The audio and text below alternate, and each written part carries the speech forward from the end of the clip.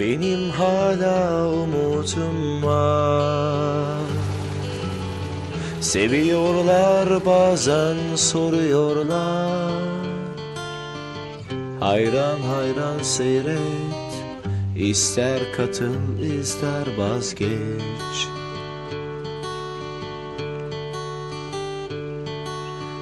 Güzel günler bizi bekler.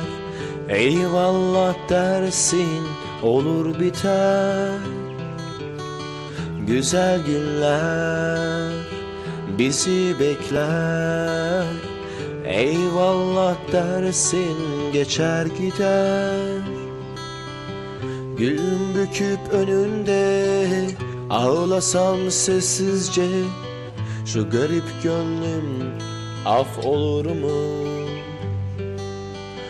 Bu fırtına durulur mu? Benden adam olur mu? Korkarım aşka zararım dokunur mu?